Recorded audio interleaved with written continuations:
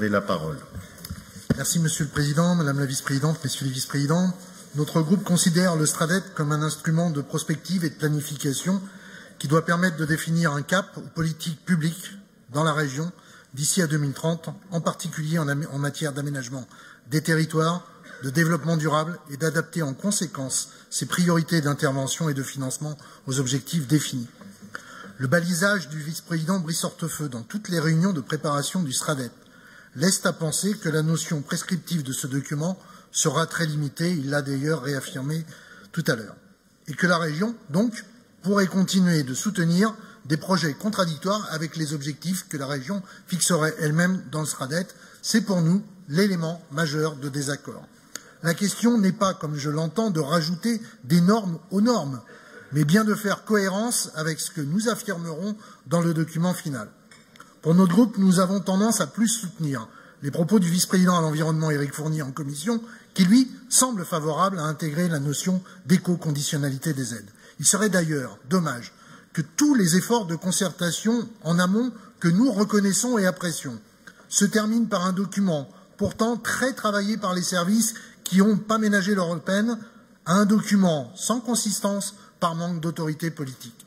Oui, nous le disons, nous sommes pour que la région soit reconnue comme un véritable aménageur du territoire, soucieux de celles qui y vivent, qui y travaillent.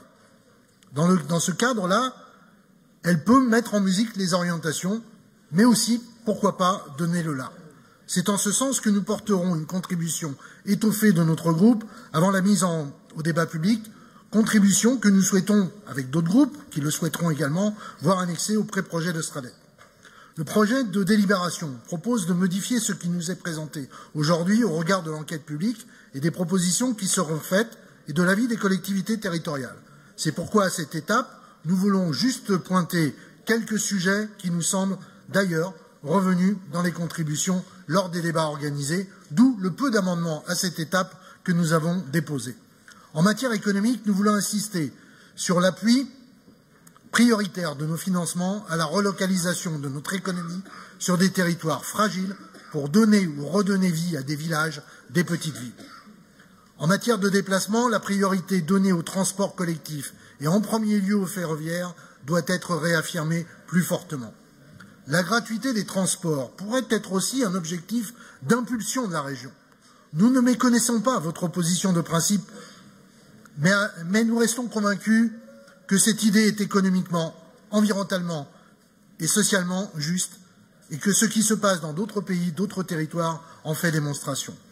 Les enjeux de santé publique liés à la qualité de l'air, identifiés autour de 9 territoires prioritaires de notre région, rejoignent la problématique du transport collectif et du report modal des marchandises vers le rail et le fluvial qui doivent être plus largement développés et encouragés par la collectivité régionale. La question des déserts médicaux, des services publics, doivent amener notre collectivité à plus de fermeté et d'exigence face à l'État, tout en continuant à appuyer des solutions locales, notamment les centres et maisons de santé. La vision de l'aménagement du territoire régional, notamment liée à la question de la réduction de la fracture territoriale entre les grands centres urbains et les territoires ruraux, doivent avoir pour premier objectif un rééquilibrage territorial face aux métropoles. La question numérique et de la téléphonie, livrée à la loi du marché par les gouvernements successifs, accentue l'inégalité des territoires. Les questions énergétiques, la gestion des déchets, de l'économie circulaire trouvent une place importante dans le pré-projet présenté et nous trouvons cela pertinent.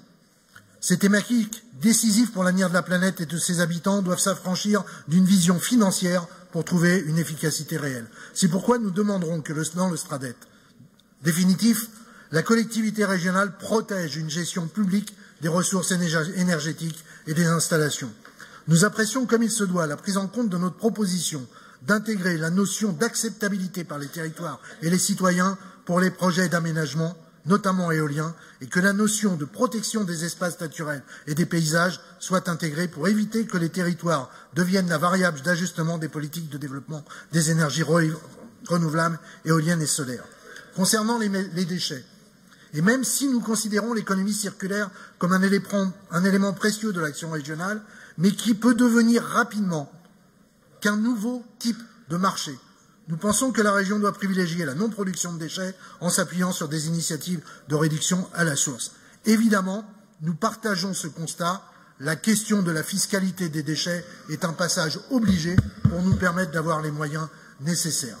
Pour conclure, notre groupe a décidé de s'abstenir à cette étape de fabrication du STRADET pour vous encourager à entendre et à prendre en compte ce qui va remonter de la dernière phase de concertation et des amendements que nous déposerons au moment de la définition définitive du STRADET. Merci. Merci beaucoup, Monsieur Jacquard. Monsieur Colas.